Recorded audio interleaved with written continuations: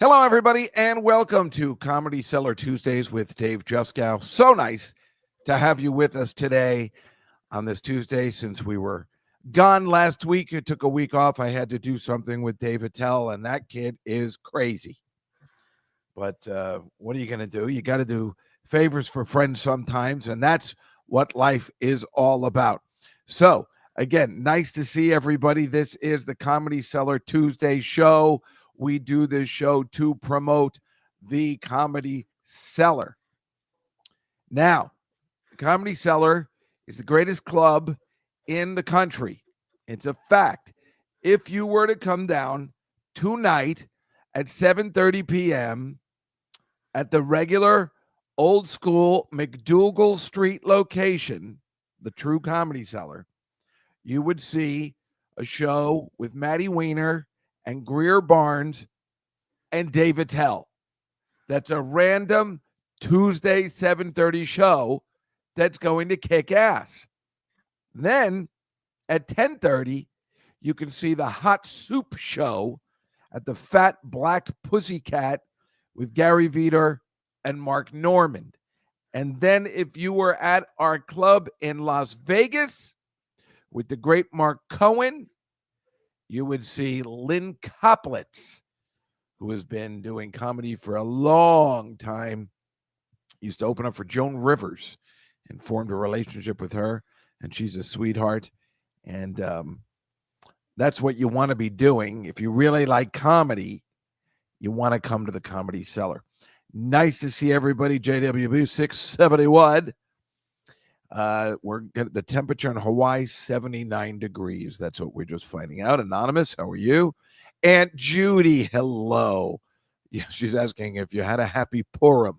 I think we all, the only reason I knew it was Purim because across the street, I live across the street from a temple, and they were going crazy. I'm like, what the hell is that racket out there? Otherwise, it's it's tough to remember when Purim comes, which is the Jewish Halloween. All these kids hanging around and going crazy for Purim. I mean, what's that all about? It's nuts.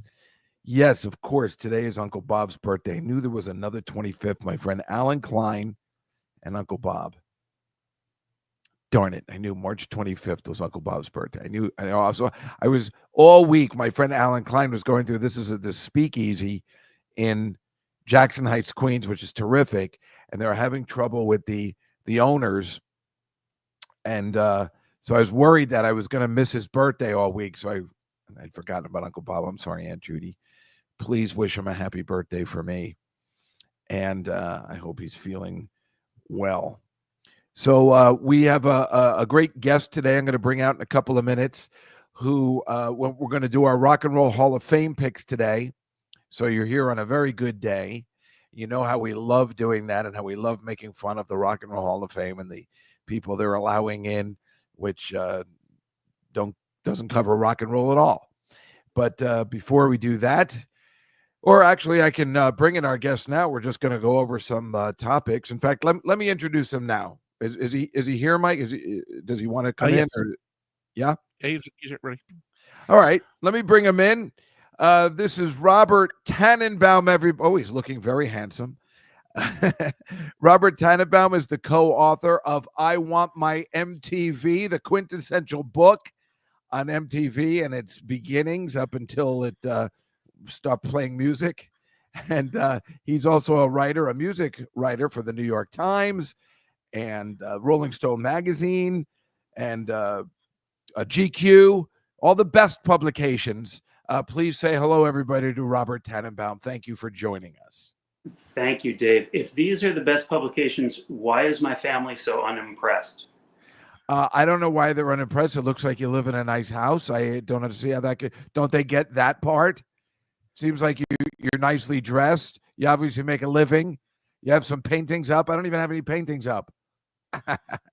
You must do okay. They're not impressed because nobody reads magazines anymore. That's the problem. You and I share a bond that you don't know about. Oh, what is that? Oh, now we're friends forever. Can I tell you the story of this shirt? It's quick. Please do. All right. So my family and I were on vacation up in the Kingston area, upstate New York, and I found out that there was one vintage store there. So I went to the store, I looked around, didn't see too much, and on the porch they have a rack that says free, and I'm looking through the clothes and it's crap, and then there's this Jets shirt, and I said to the lady, "Is it okay if I take this?" And she said, "That's been sitting there for almost 2 years. Of course you can take it." Nobody wants a Jets shirt. Actually, a week late in our chat room, we have a chat room, just said they misspelled Giants on that shirt. Yeah, there he is. Yeah, nobody. And can you blame them? I don't know why I continue to hope for the best. I mean, I was so all in on Aaron Rodgers. We know that he's going to win the Super Bowl this year with whatever team he signs for. Yeah. He's definitely going to at least the championship. When he played his first regular season game as a Jet, September 2023, I think. Are you talking about Aaron Rodgers? Yeah, Aaron Rodgers. No. That's September 11th of 2023. Right. Yeah. I'll never forget that. That's my September 11th and yours, I guess now. I couldn't see the game because I was in Toronto working, and but I was sitting with a friend of mine. I don't even know if they showed Jets games in Canada. I hope not. They're probably too sensible. Well, it was a Monday night game, so it was a national game. My phone buzzed, and it was a group chat, and all it said was, "Oh no." So and I said, "Oh my God." And my friend said, "What?" And I said, "Aaron Rodgers is hurt, and he's probably done for the season." Like, it was so predictable.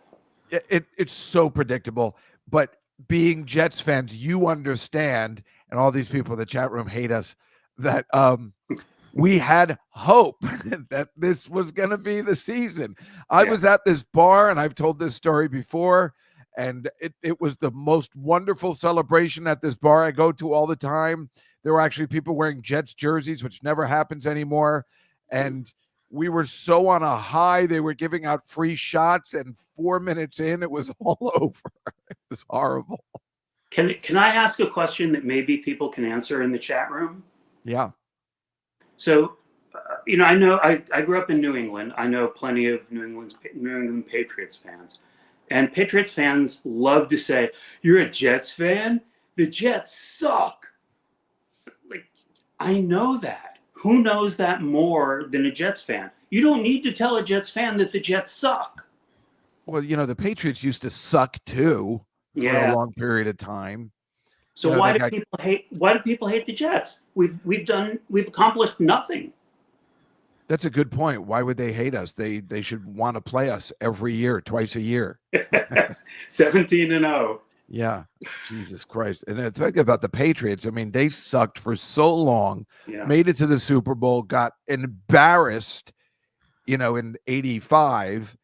And then, of course, went crazy in the 2000s. But before that, they sucked too. The nerve. How soon they forget.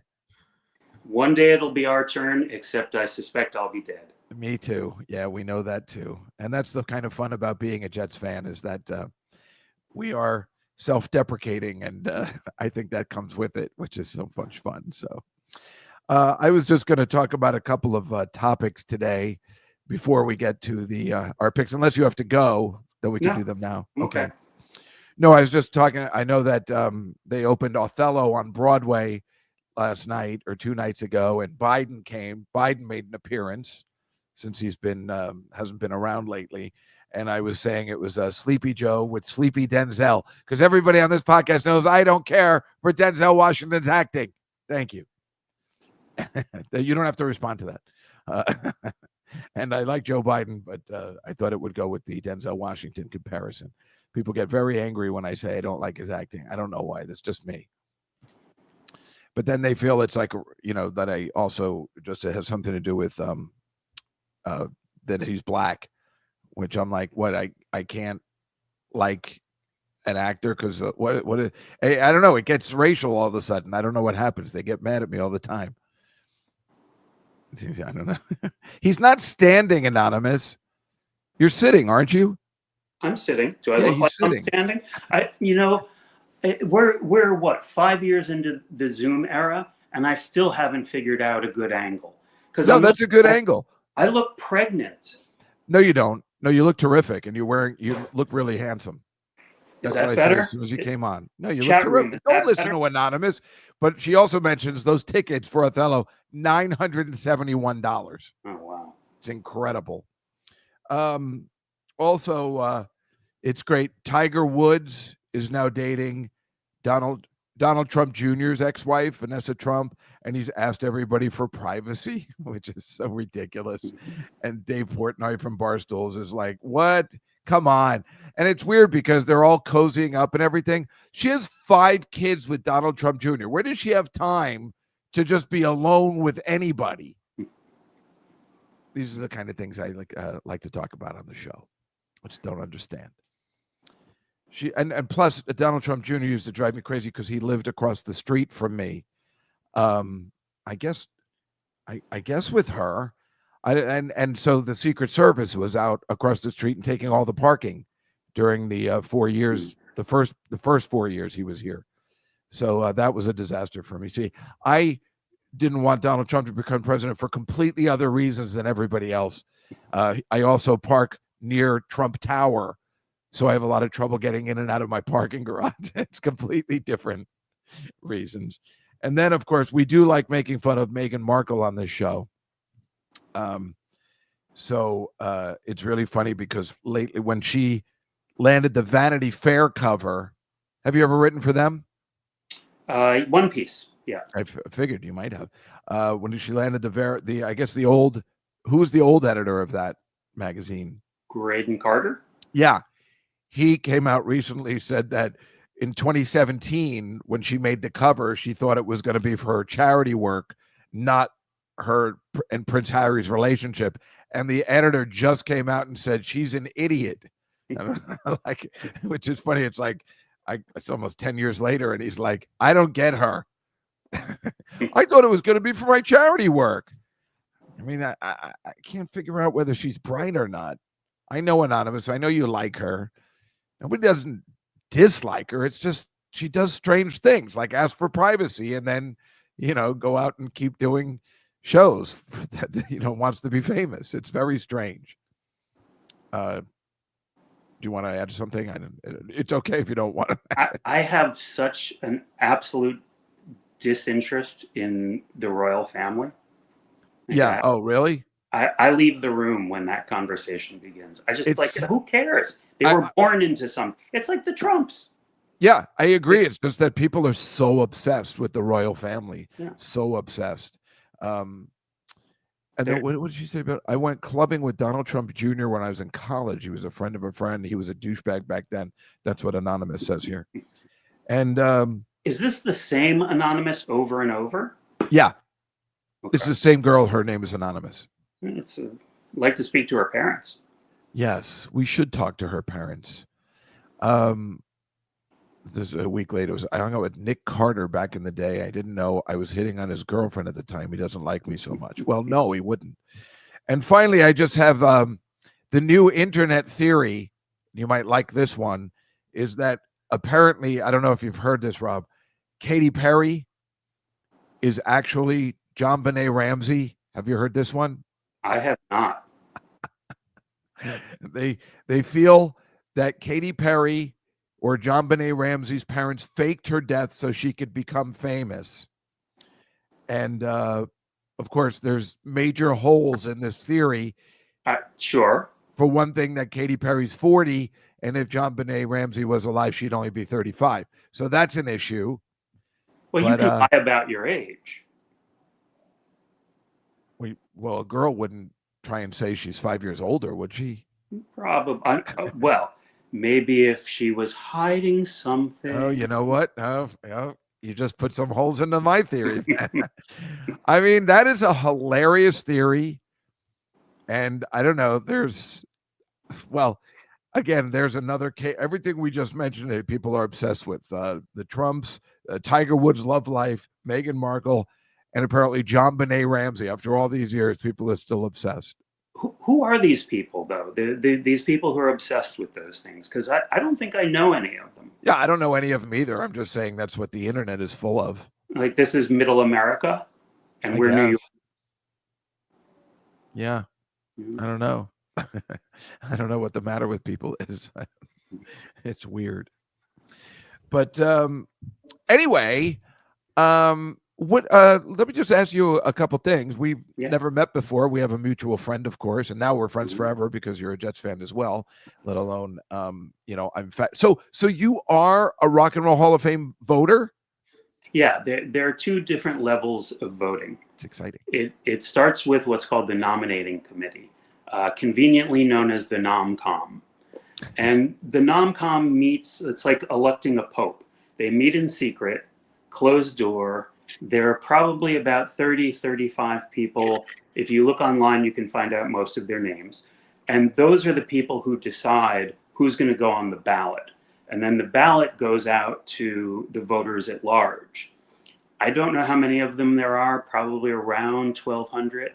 If you get elected into the Rock and Roll Hall of Fame, you are a voter for life, which is, like it's nice, but it also creates this real schism where the nominating committee is much more adventurous, and they'll present a band that probably should be in the Rock Hall, and then these 70, 80-year-old voters are looking at like, well, who? Joy Division? What? Who was she? So there's a disconnect between what the nominating committee wants the Rock Hall to do and what voters like me actually do. Yeah, and of course, that's probably the same with everything.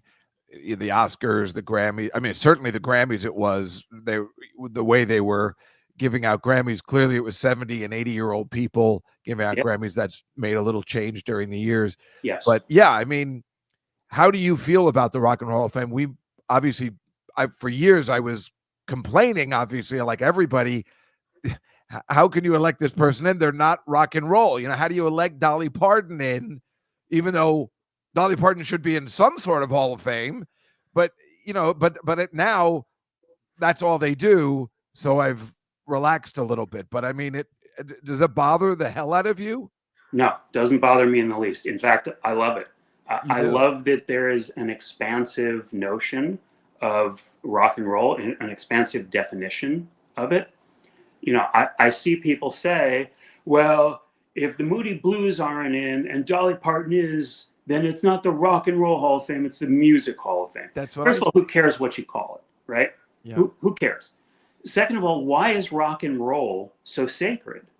Third of all, who invented rock and roll? Black people and white Southerners.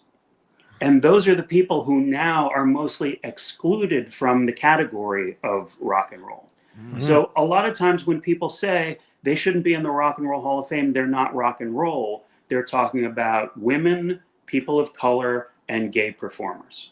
Yeah, I'm for all of that. They should not be in, especially women and gay performers. Absolutely. Oh my God, please. But that, yeah. And what's rock and roll anymore? It's kind of gone. There is no more rock and roll. There is no more. So why do you suppose they don't just change it to the Music Hall of Fame? Like, what would that be so horrible? I think there's a certain amount of momentum that goes into it. They've been the Rock and Roll Hall of Fame for however many years. Changing the name would be pretty difficult at this point. Also, it's an enterprise that is largely supported by Rolling Stone magazine, and Rolling Stone identifies as a rock and roll publication. Yeah, that was Jan invented it, right? Or Jan and Ahmet Ertegun from Atlantic Records. Yeah. I think that when, if you're running the Rock and Roll Hall of Fame, by the way, the guy who's running it now, John Sykes, used to be at MTV. He was a big shot at MTV. Oh, yes. I remember the only person in the music industry who has no enemies. I've never heard anybody say a bad word about John. Wow. I think that when people say you have to change the name, it's not the Rock and Roll Hall of Fame, that's just, yeah, okay, next. That's good that you feel that way, because I again, for a long time, I was adamant about it, and I've relaxed my position. I'm sure everybody in the chat room knows the 3 or 4 years we were doing this, I'm just like, but it's not this. But now, because they've been letting all these people in, and certainly people that you like Cher, Yeah. I mean, like, she should be in something. I mean, she's incredible, and so is Dolly Parton. So I think I've relaxed, but still, when they don't add people in that you're like, well, that's the fun of all of this in a way. Sure. So Sure. somebody was just asking, JWB, he lives in Hawaii. He was wondering, good question, when is In Excess getting in? Well, I'm not in charge of that, first of all. I know. I should probably make that clear at the outset. I think that they would do well to be nominated. I like In Excess. I can't present a good argument for In Excess to be in the Rock Hall. If they get in, I'm not particularly perturbed by it. But this always comes down to individual taste. Sure, of and course. What people have trouble understanding is this voting is a consensus. And the same way that in a democracy, let's say in a presidential election, the American public could elect one of the biggest idiots in the known world, that's just how voting works. So the consensus of people is that In Excess doesn't deserve to be in the Rock and Roll Hall of Fame. You can disagree with that. You can even say, if In Excess isn't in the Rock and Roll Hall of Fame, then the entire thing has no legitimacy. But why? But that is the fun, I think. Have you ever done a listing, a ranking in any of your magazines of greatest rock bands or greatest songs? I used to be the music editor of Blender magazine, and we were lists. Yeah, I love that. And everybody loves it. And a lot of people, and especially if you were involved in that, would you put controversial ones on purpose? Yes. Because that is what gets you recognized. Right. Yeah. So I know for a fact, when Spin did it was kind of a notorious list. I can't tell you exactly what year, but let's say 90s. And they did a list that was supposed to counter program Rolling Stones lists. And they did the 100 best pop songs of the 20th century, whatever the time period was. The number one song was It Takes Two by Rob Bass and DJ Easy Rock. The editors didn't really believe that was the best song of all time. What they believed was, first of all, it doesn't matter what they say the best rock song of all time is, because it doesn't help anyone or hurt anyone. And then second of all, people will talk about this. Yeah. So when you make a list, there's an element of provocation that you start to pay attention to either at the end or the beginning of the list. So number 100, if you're counting down, number 100 might be something that's designed to get people's attention. And then as you go along, you drop a few other funny things in. And when you get to the top 10, then you're really showing your cards. Yeah. No, I love those kind of things. I love the controversy that it brings. I had a Billy Joel podcast I was doing. My friend Alana's another comic, and we had it for 3 or 4 years, and we did it Billy Joel A to Z. So we went through every song and we finished. And then at the very end, which was only a couple months ago, we ranked all the songs we had spoken about, 140 songs, and I put a Piano Man at 100, and everybody's furious, but that is hilarious. Okay, so if you ever do the Billy Joel podcast again, please invite me. No, we're going to do it because now I know you. Now it's a reason to do it. I interviewed him, I think, 4 times, and he knows that I'm a fan. So the last time I interviewed him was at his house on Center Island. And towards the end of the interview, I said, you know that I'm a big fan? Yeah. You know that I'm an unironic fan? Yeah. Well, in that context, let me say that if I never heard Piano Man again for the rest of my life, it would make me happy. And he said, me too. Oh, you hear that, Anonymous? You hear that, Marcy? So take that and put it in a sack, mister. Oh, thank God. Exactly. That's all it is. It's just a little overplayed. I enjoy hearing it at a bar and, latching onto somebody and swaying back and forth, but I don't want to hear it again. And the list is fluid in the sense of how I'm feeling that day. Yeah. And yeah, as long we know the song, we know its connection to him and how it made him who he is. But yeah, I'm done. What was your number one Billy Joel song? Me personally, Yeah. it was Summer Highland Falls. Oh, that's a really good choice. Yeah. Everybody knows because they knew at the beginning that I really liked that song. But when I went through it, it kept coming up one. I went through it a bunch of times and it just kept, there was no doubt in my mind. But yeah, everybody was really mad at the Piano Man, which is awesome. And it's funny. All right. So why don't we get into this if you're ready? Yeah. Mike, I'm going to share my screen. And let's see. I've put this together here. Can you see it, Rob? No, I can't. Oh, now I can. Yeah. So you see what I got going on here? I don't know if you have to move closer or if you're going to be okay, but I can explain it to you. It doesn't really matter. Mm-hmm. We're opening up with Bad Company. This is their first nomination into the Hall of Fame, which is incredibly weird, right, Rob? It's a little bizarre. You know what I just noticed? So I know that that's Paul Rogers, second from the left. The other three I can't identify, but could the guy on the right look more like Axl Rose? Oh my God, he totally looks like Axl Rose. I thought I had the wrong picture for a second. Except that it's 270s and not 90s. So that's why I was like, no, it's probably Bad Company. But so yeah, I mean, so I'm going to say that they are in. This is how we do it. I have a little button here I pressed. I'm going to say they make it in this time. What about you? What do you think? Can I say yes for everyone and then claim that I didn't get any wrong? No. I think maybe Bad Company will have to wait a year, but I think they get in. And I hope not this year. I'm sorry? But you're saying not this time. I think not this year. Oh. So rethinking that, I'd say 50-50. And here's the reason why.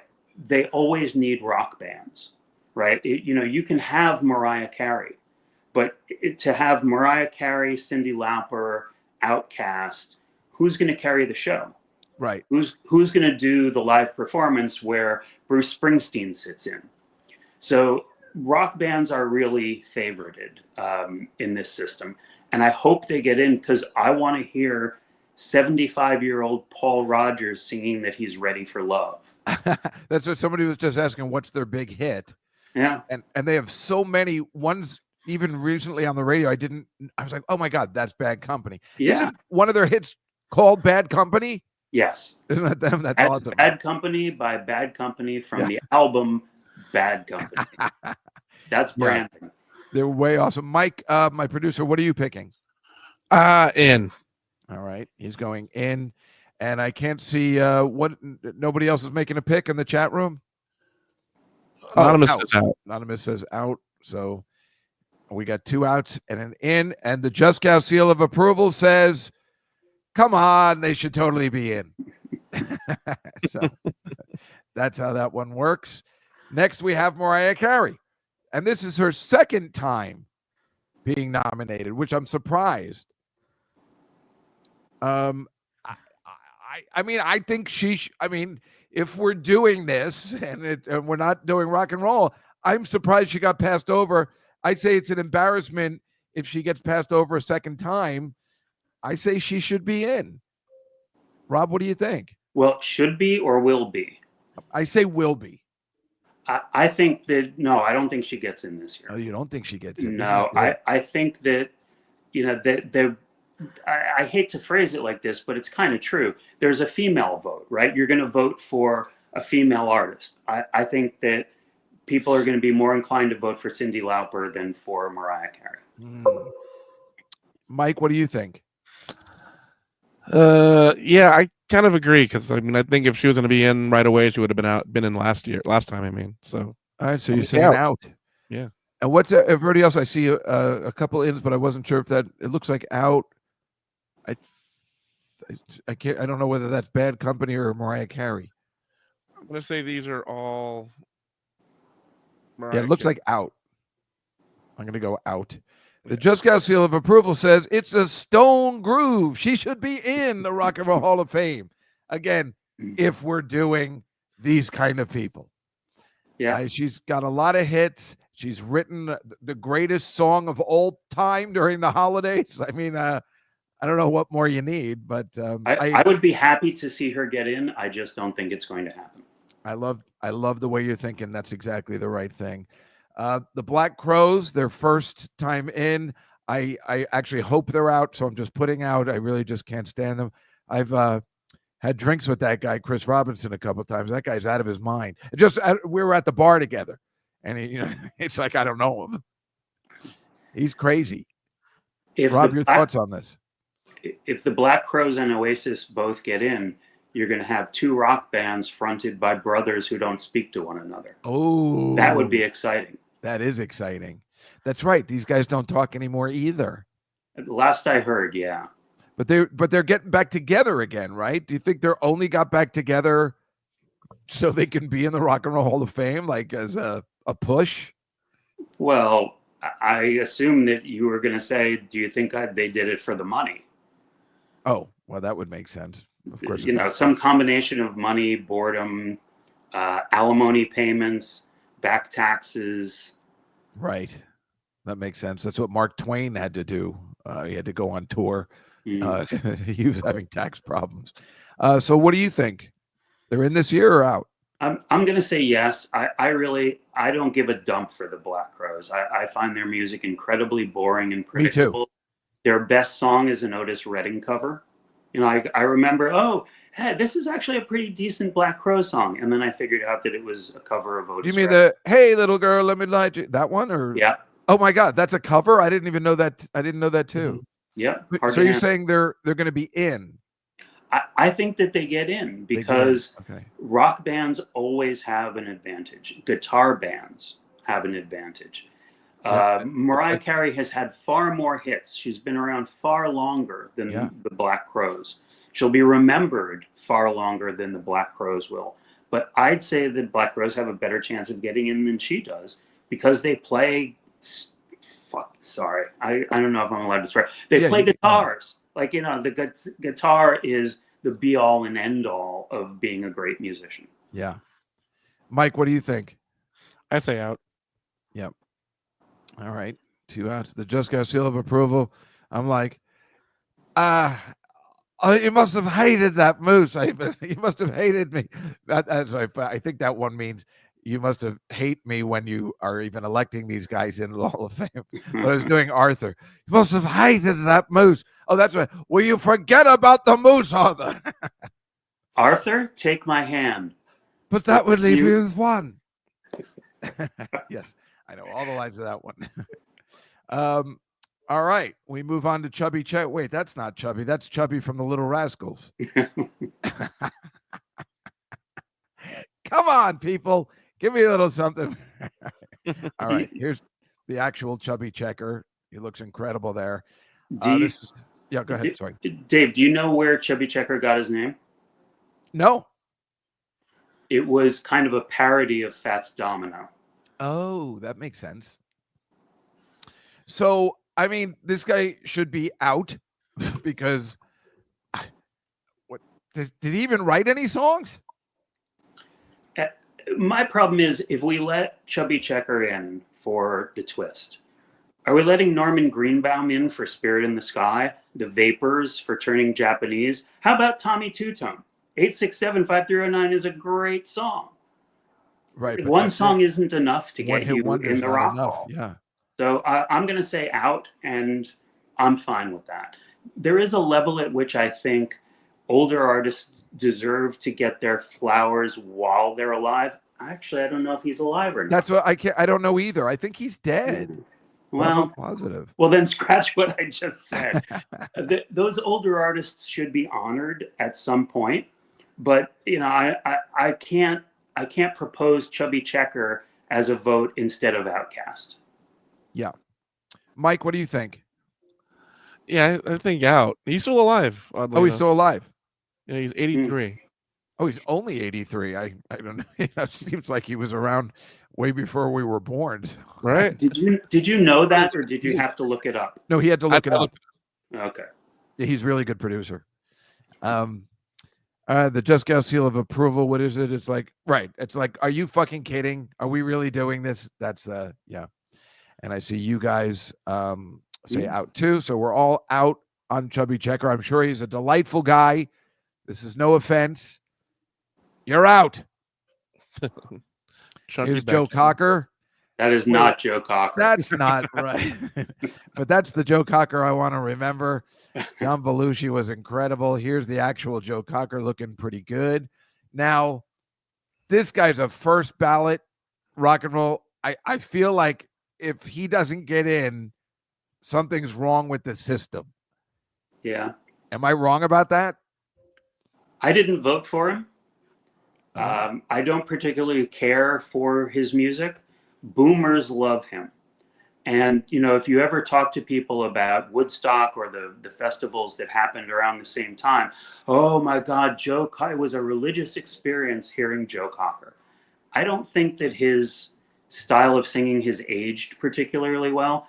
There's a pretty strong element of minstrelsy in it. But boomers love him. So if I had to bet, I would say, yeah, he gets in. I would say he should get in. And I'm with you. I don't like his music that much. I'm only going and what's Wonder Years theme and a little help from my friends. Come on. That's what we like saying. But yeah, somebody says my parents love Joe Cocker. But what is kind of interesting about him where he could be deserving is that, yeah, all those shows you were talking about in the 60s where you're like, it's a religious experience and stuff. And then he has that big song in the 80s for Officer and a Gentleman, which is impressive that he, you know, kind of made it that long. So I always feel voters like that kind of endurance sometimes. When we talk about Chubby Checker, he was already a has-been when we were born, you and I. Yeah. You know, so that's why I kind of am interested in that. What is everybody in the chat room saying, Mike? They seem in for they seem to say in. What about you, Mike? I'm going to say in for the same exact reasons Rob said. Yeah, and for me, I say, come on, people, I'm serious. You got to vote this guy in just out of historical, the way it's supposed to be. Billy Idol. This is a tough one. I don't think anybody doesn't like Billy Idol or appreciate what he did for the 80s, kind of really style the 80s. And I mean, he is the persona of the 80s, his style, his hair, all that kind of stuff. Yeah. He had some really good songs. I don't know about this one. Rob, you want to go first on this one? I'm confused on this one. I'm trying to remember the line in The Wedding Singer. Is it you don't punch Billy Idol? Is it something like that? I don't know. I never saw that movie. He's in it. Everybody gets mad at me for that. He's in it playing himself. Yeah, because Billy Idol came out of the MTV generation or became famous in the first few years of MTV, people write him off as a pretty boy. Oh, it's just his hair. It's the sneer. It's the fake Elvis thing. Years and years ago, obviously it was years and years ago because I was interviewing Warren Zevon. And I asked him about lyricists he respected. And he said, Billy Idol. Really? And I kind of laughed because I thought he was joking. And he said, no, some of those lyrics are incredible. Wow. So, I think Billy Idol deserves to be taken seriously. I think that maybe the voters will, if I had to, I do have to guess, don't I? Yes. I'll guess no, not this time. Not this time. Yeah, I'm going to say out too, but that's not how I feel he deserves it. But I'm going to say this time that he's not a first ballot person. Yeah. What is everybody? Idol in? Okay, you guys say Idol's in. And Mike, what do you think? You're going to say in. Let's see. The Just Got seal of approval says, come on, we got to vote him in, even though I said out. But I say it's the right choice. We got to go with. He's supposed to be at least nominated. Yep. Interesting one. That's an interesting one. Yeah. And you think of something like he really only had that one album. That second one is just okay. Yeah, I liked it. But, or I don't even know if did he have a third Yeah, he just put out a new album. He recently? manages to reinvent himself pretty frequently.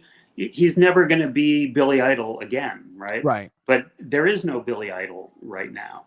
That kind of rock star doesn't exist anymore, I would say. I think of that song, all the songs he had that we know off that first album, and but that Flesh for Fantasy is such an interesting song. I think you get in just for that one, because the fact that that was a hit and it's such a strange risk and chance, and I don't know. The one of the great things about that song is his guitar player Steve Stevens plays this weird African figure, which is like not what you expect to hear in a pop rock song. Yeah, well, that Steve Stevens is the kind of also the reason he's famous, Billy Idol. Yeah. Steve Stevens was incredible, and they worked really together as a team. Like, in fact, if Billy Idol was to get voted in, does that also include Steve Stevens? Like, are they considering him a band? I'm going to guess not. There are the stuff that goes on behind the scenes, nobody is going to talk about. But it stands to, like, you hear stuff later on from bands, right? You hear, I'm going to half make this up, that Debbie Harry and Chris Stein of Blondie got in and said, we're not showing up if Frank Infante and Nigel Harrison and the people they kicked out of the band, who were there more or less from the beginning, who played on all their great hits, if you're honoring those guys, we're not showing up. So really, I didn't know that. There is a dynamic where you have to keep the honorees happy to some extent. And if they want to leave out a band member, then that band member probably isn't going to get an invitation. No, that's too bad, because Blondie, I mean, in the sense of Blondie, they definitely were, we know it was Deborah Harry, we know Chris, but they were a band. Yeah.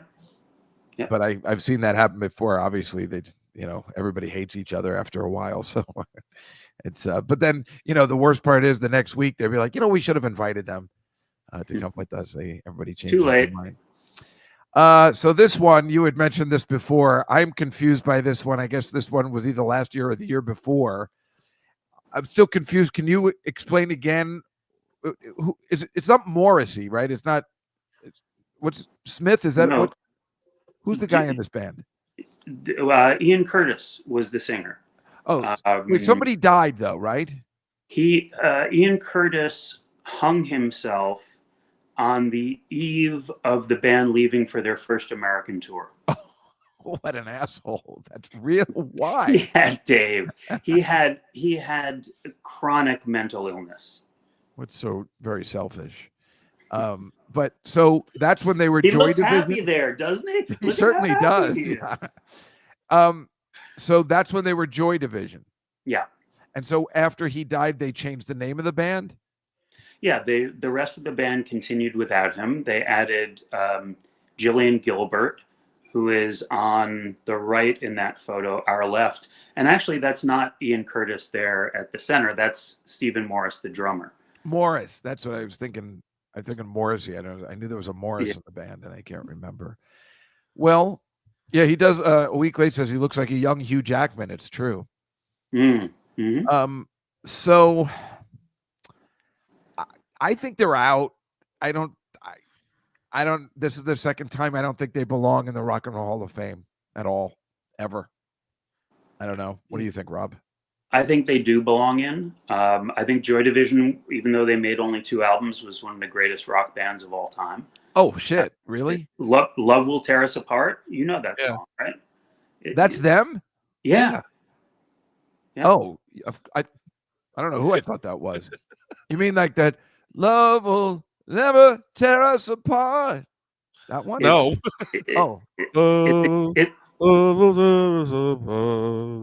Is that one? Not the one you're thinking of. David. Oh, I know which one you're talking. Oh, you know what? Yeah, that's that. When I was in college, we had to play them, all those new wave songs, and I just hated all of them. Rule. I just wanted to play rock, but I do like that song. It's good that you went into comedy instead of music. Yes, clearly. So yeah, Rob. So what do you think they'll be out this year? I think that they should be in. I think that most of the voters have no idea who this band is. I don't think they will get in. I voted for them, and I think at some point they will get in. Maybe when some of the older voters have died off. Yeah, but this year you're saying out. I'm saying out this year. Yeah. Okay, Mike, what do you think? I'll say in. You'll say in? Yeah, why not? Okay, and the peanut gallery also says, "In just got seal of approval again." Is just like, oh, they must have hated that moose. Forget about the moose. I don't know what that means. I just like that picture. All right, Cyndi Lauper, her second vote in. Here's somebody I think I would love to see her in. I think you're right. I didn't think about the Mariah Carey, Cyndi Lauper thing, and I think you're right. I think I probably should have said Mariah Carey out, but I thought it was an insult. Mm. I'm going to say in this time. She certainly deserves to be in, and everybody really likes her. And I think she's always, even if she doesn't, maybe she writes new songs, I don't know, but she's always been around. She's never really been not on people's radar. I feel like she's kind of lasted. I don't know. What do you think, Rob? You were complaining that Billy Idol had only one album. Cyndi Lauper had one album. She had one album, and then the next album, one single, True Colors. I know, but that True Colors was incredible. And then she had a third album, I think, with Drove All Night, which I liked all her albums. So I kind of know more. I'll just say I think she was good enough. So I think that Are you doing a bit? Yeah. The first record made enough of an impact culturally that I think she both deserves it and will get in. Oh. She's the kind of artist that the Rock Hall loves. She writes her own songs. She has a beautiful voice that, doesn't need trickery in the studio, auto-tune to make her sound good. She's active in a lot of progressive charity work. I think she did lots and lots of AIDS benefits. So and that does, should that matter? No, because it has nothing to do with your music, but it does matter the same way it matters with the Grammys. Rock Hall voters like to honor good citizens, and she's definitely a good citizen. So I say in, and I voted for her. Good. Yeah. They're saying that Mike was making a Goonies joke that I did not get because I do not like the Goonies. You're right. Mike, what are you saying? I think in. And what is everybody saying here? That she's in? Yeah. Yeah, Cyndi in. So we're all agreeing that she's in. I say, yeah, she should totally be in. Absolutely. And for what reason? Because she's also a Simpsons character. And anybody that's a Simpsons character normally should be in. It's also essential to WWE still being a thing. That's right. Remember that? She made some interesting videos and lasting songs, but everything you said, Rob, makes much more sense. Yes, it went over my head. How dare you say it went over my receding hairline a week late? You know what? I don't need you people to tell me this kind of information. Let's move on to Mana. I can already tell you now. Out. I don't know. Who the fuck are they? I don't know. Rob, I know you know who they are. You're probably angry that I'm like, screw these guys. But what's this? I'm not angry. They're a really good Mexican band. They elements of ska and reggae and rock and roll. I listen to. I don't speak Spanish, so when I listen to them, the only thing I understand is corazón. If they're not other than corazón, mi corazón. What Spanish do I know? Los Lobos. My Spanish is extremely limited. Yo la tengo. Tu madre es una puta, which I learned at Jewish summer. Yolo Tango, isn't that a band that plays on Hanukkah? Yeah. Oh, yeah. I've heard of that. So I don't think that they're going to get in, but I love the fact that they were nominated. I love the fact that this is the first Spanish language band, and I to prepare, I listened to some of their stuff on Spotify. This isn't a band that has tried to cross over by doing lyrics in English. as far as I can tell, all of their biggest songs are just in Spanish. So I'd be fine seeing them get in, but I don't think they have much of a chance. Now, Mike Suarez, you speak Spanish, right? Have you heard of these guys before? No, I know some Spanish. I do not speak Spanish, but I know What's what your Rob last said name? earlier. You don't speak any Spanish? Taking Maybe, Duolingo. maybe one of the thousands of people in the waiting room can weigh in on this, but I think that the diacritical mark over the second A means that it's pronounced mana. Yeah, I thought I put all those in. I'm kind of guessing though, if I'm being honest. Mana. Mike, what are you going to think? They're in or out? I'm gonna say out. I Yeah, don't think anyone voting knows who they are besides Rob. yeah. So we'll just say out. Mhm. You guys too, and the Just Got seal of approval is like, come on, what are we doing? But I like what you're saying. The first Spanish band to be nominated. It's an honor just to be nominated. In this case, it could be true. Yeah. And I'm sure they're thrilled. And I'm sure if I listen to their stuff, it might be very entertaining. Mhm. But right now we have to go on to this one. I don't understand how I'm saying in. I don't understand how they're out. I think they're getting back together. I know they hate each other, but even though they only made a couple of albums, they made an impact. I don't understand how they didn't get in the first time, Rob. How's that possible? Oh, sorry. I was hypnotized by staring at their unibrows. It's really staggering. It is Also, mesmerizing. I mean, just as a philosophical question, why do two guys who hate one another have the exact same haircut? That's an excellent point. If I hated my brother, and I don't, at least today, I would not have the same haircut that he has. They can't help. I think because they're not twins, right? No, Liam is younger. I'm pretty sure he's the brat. Oh, he's the troublemaker. Yeah, he's the one that is ruining everybody's good time because we all want to see them get back together. This is like one of those ones. It's not like the Black Crowes. We want this to happen. They're really talented. So I'm going to predict that they get in, and give me a second to tell you why. Yes, please. The Rock and Roll Hall of Fame is a TV broadcast, right? And the money that the Rock Hall gets to sell the rights to that broadcast to HBO or whoever has it, that's a large part of the funding of the Rock Hall. So just about every year when you look up and down the ballot, you can pick out the most popular rock band on the list and they're going to get in because somebody needs to anchor the show and pull in viewers. I'm not suggesting that the voting count is rigged, but it does seem like there's this sort of momentum. The show needs to get good ratings or the Rock Hall doesn't have any money. And, who's going to get better ratings, Chubby Checker or Oasis? Yeah, and these guys that hate each other getting back together and possibly performing. That's a huge deal. Yeah.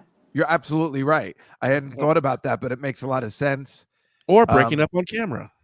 Yeah, well, whatever it takes, like he said, that's a really good logical decision. Mike, what are you going to say in now too because of that? Yeah. But you might have said it anyway. No, I was going to say out, but no, it makes sense for them to be in, actually. So, yeah. I see an out and I see an in. No, I see Scruffy two in. says out. Everyone else is saying in. Okay, so we're all in. And the Just Got seal of approval is, come on, people. These guys got to get in the Rock and Roll Hall of Fame. This is serious.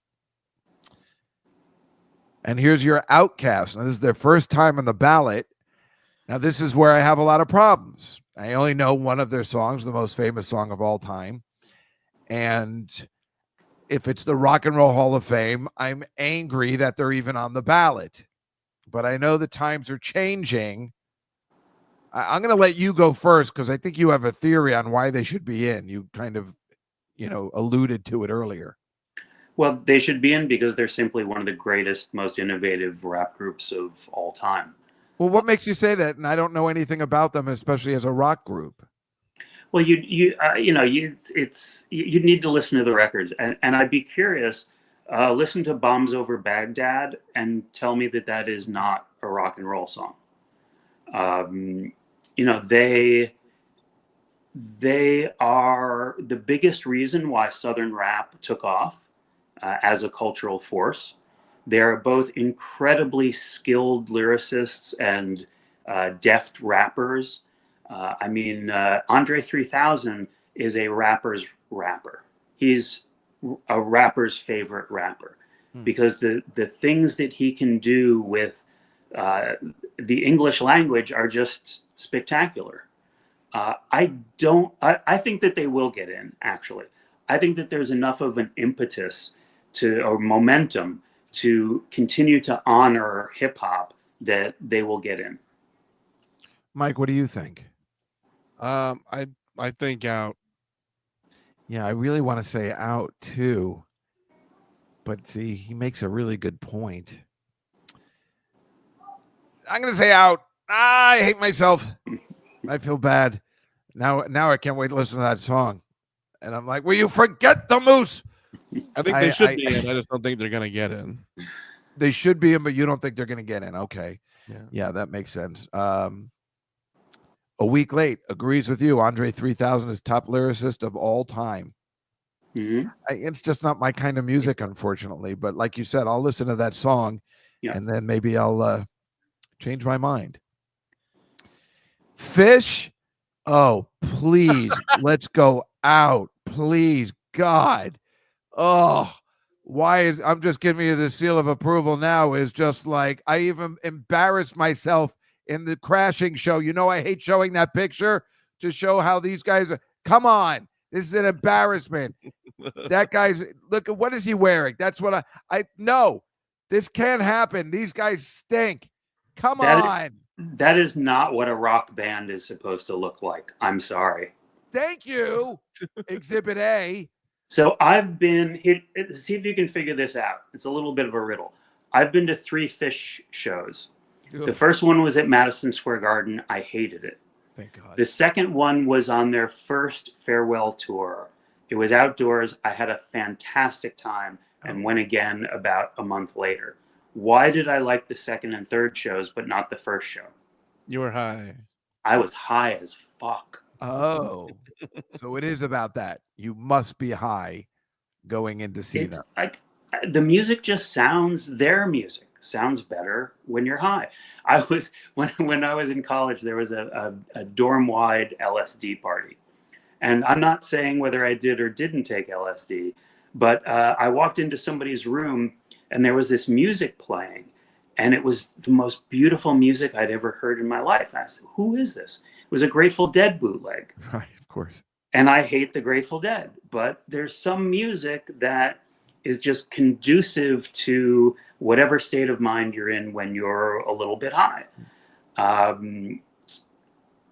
Sorry, I had a little flashback, and so I lost my train of thought. I don't think that they'll get in. Thank God. They're a little silly for some people's tastes. The silly part never bothered me. Their singing is awful. So is the Grateful Dead singing. I know people are gonna scream at me for that. Okay, not me. I don't think. You know what I think it is? They've never made a good record. Exactly. At least the Grateful Dead had that touch of gray, which I enjoyed. Yeah, they're a live band, and they're also a very influential live band. I'm not a big fan of the jam band scene, but they started the modern version of that, right? Yeah, they sure did. And these guys are just, it's just if Jerry Garcia was still alive, these guys probably wouldn't exist. Yeah. Mike, what do you think? Oh, out. Thank God. It looks like the chat room's going that way. They're making fun of me in the towel. Well, that's why I put it up, because it's embarrassing. It's embarrassing that Fish is even nominated. You guys want me to do the podcast in the towel? Yes.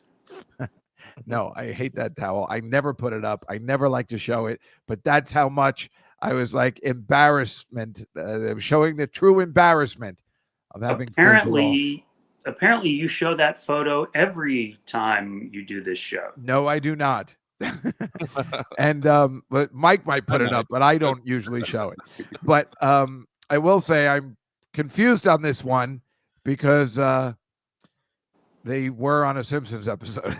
So, and it's a classic too. I can't believe we spaced on the date, man. The one where Homer just learns how to get high all the time. So damn it. But no, they're not in. Okay, Soundgarden. I don't understand. How is this their third time? They have to be in. This is unacceptable. I do believe that if Chris Cornell was alive, they would have been in on the first ballot. Rob, your thoughts? Yeah. I think that it's unlikely that Soundgarden, Bad Company, and Oasis all get in. Oh. I would need to look through, the year by year inductees, but I don't know in the last few years that 3 rock bands have gotten in at the same time. That makes sense. They stand a decent chance. Somebody would need to sit in on vocals, of course, and the Rock Hall loves that kind of stuff. Get Eddie Vedder, get Bruce Springsteen, whoever it is, somebody's going to go sing Black Hole Sun. Right. And probably kill it. Not a huge Soundgarden fan. If they get in, great. If they don't get in, fine.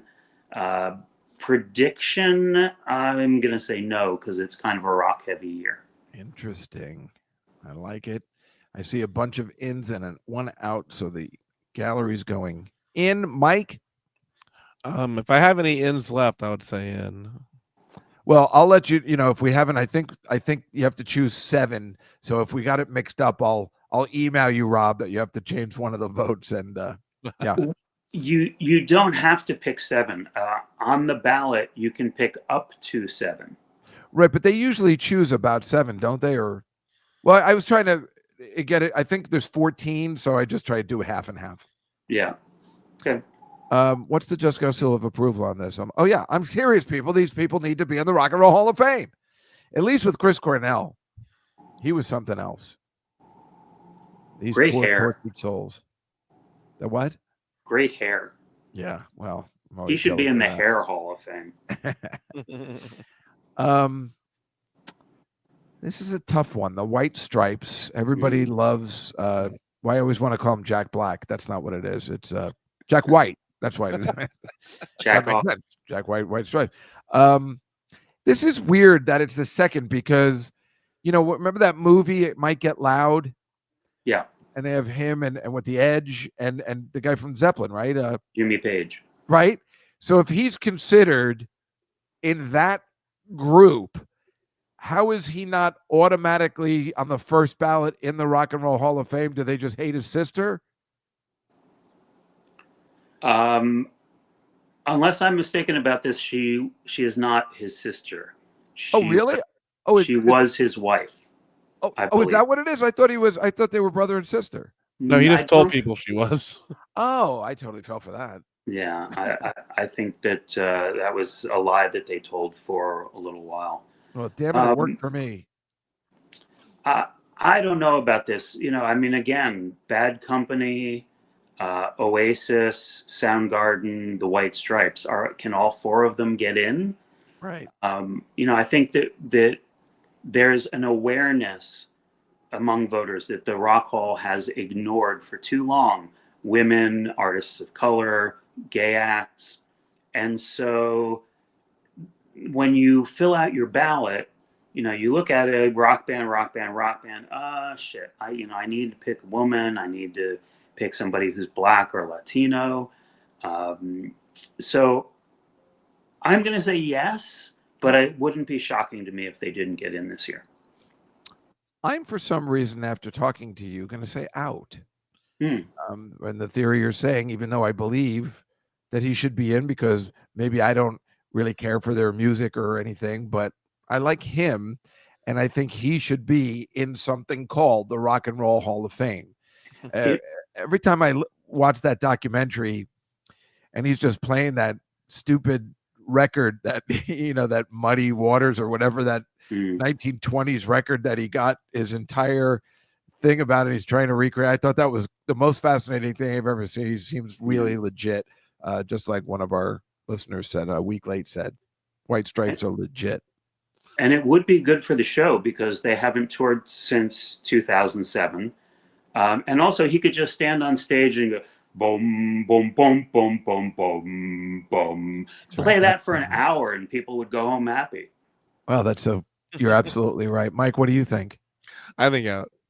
You think out too. What is everybody saying in the chat? Scruffy says in.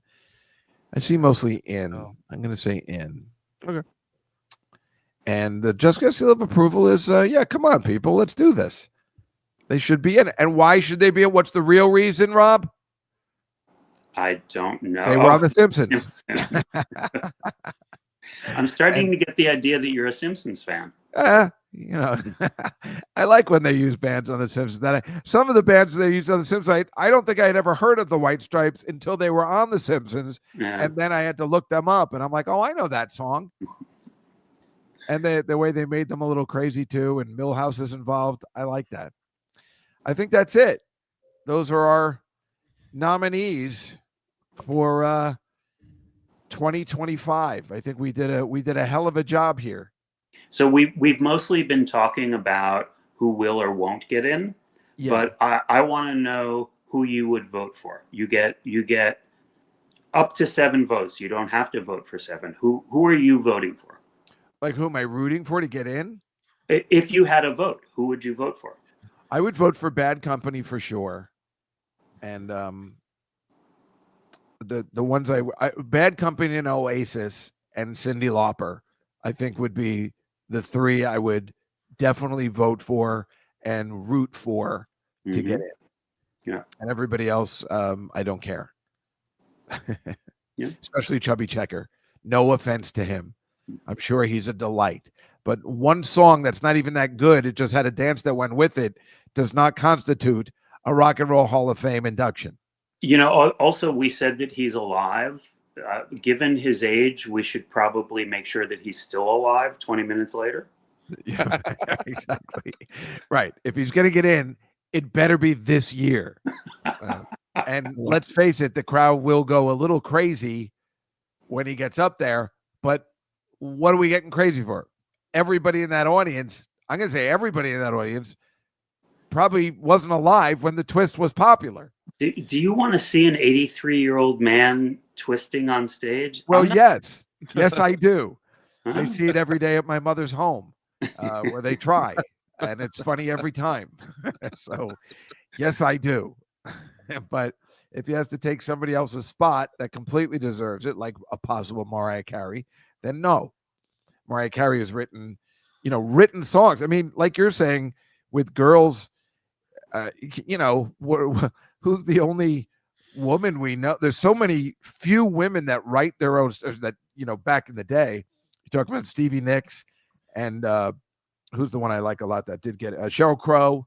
And Mariah is one of those people. And the songs she writes aren't just regular rock songs. They're dance songs. But she writes her own songs, and we know the songs, let alone that Christmas song. I mean, that's up with Irving Berlin shit. That alone should put her in. If you're going to put the twist, which I don't think he wrote, you're going to nominate him, then you have to write the Christmas one should be in.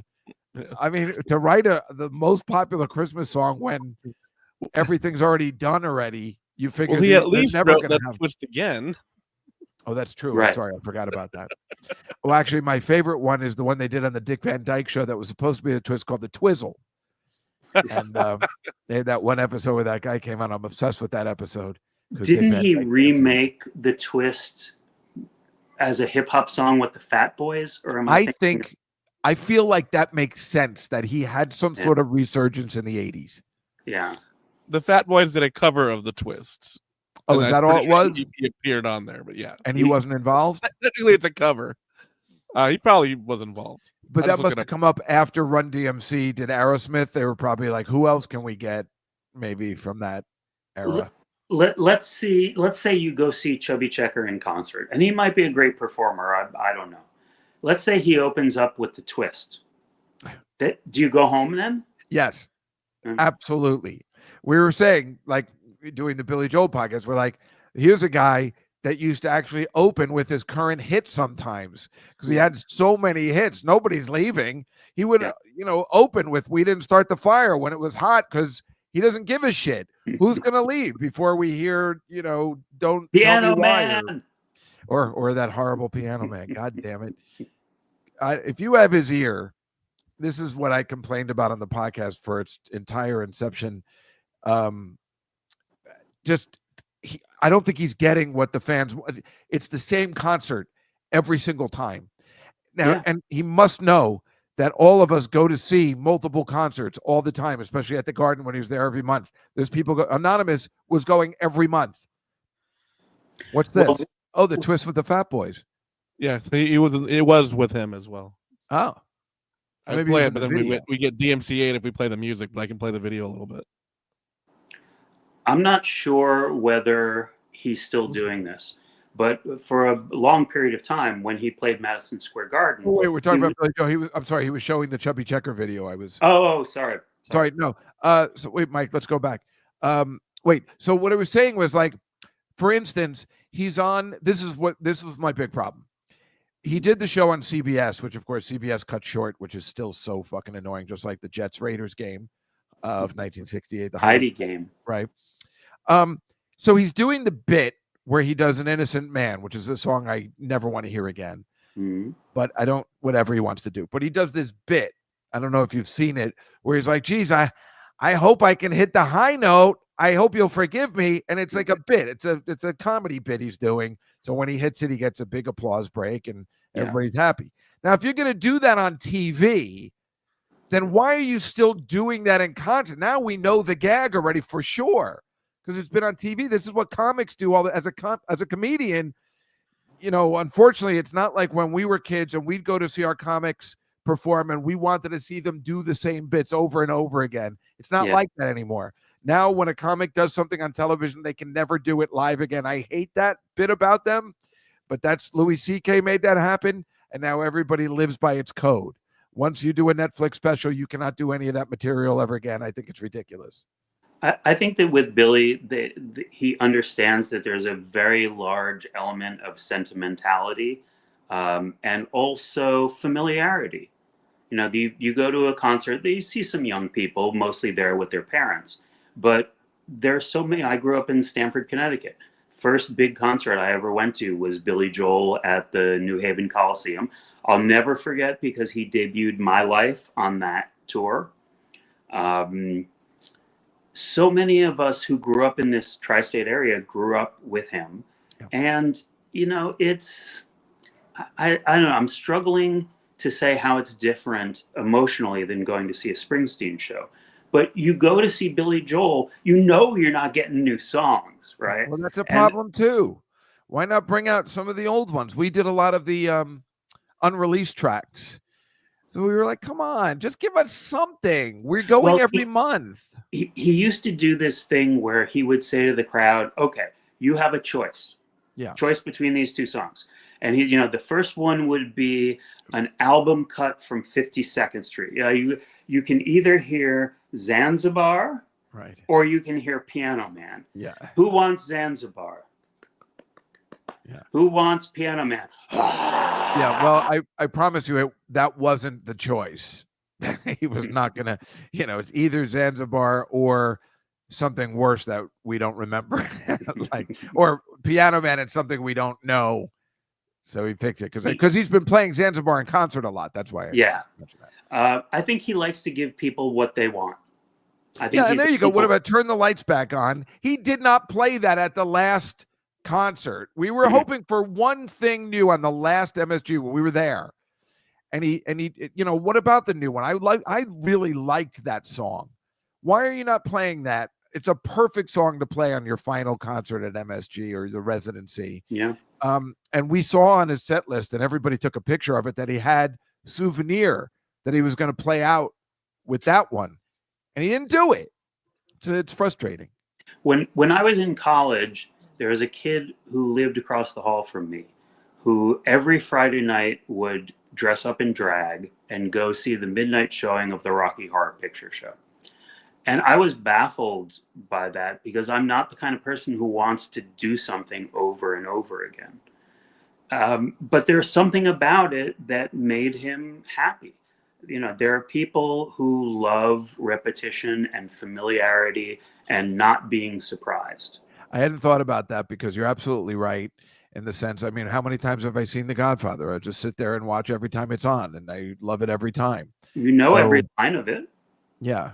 So it's a good point. That Rocky Horror one, I remember the first time I went in Elizabeth, New Jersey, was an incredible time because I didn't know anything about it, and everybody was telling me. I felt like I was in the movie Fame, and I was Doris.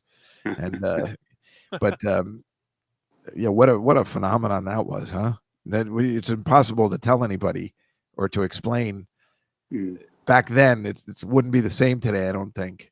Do midnight movies still exist? No, I don't think so. Maybe they're regular showings of movies, but not like when we were kids, which was some, I think I saw Dawn of the Dead, Tommy, the good ones, not just the ones from the 50s, certainly Rocky Horror, all those John Waters movies. Those midnight movies were fun, really fun. And I don't know, maybe it was because we were in high school and we got to stay out late and there was something to do since we both grew up in the suburbs. Maybe that has something to do with it too. Stop Making Sense was my favorite midnight movie of all. Was that was what, 87, 86? 80. I didn't see that at midnight. That's why I was talking to you.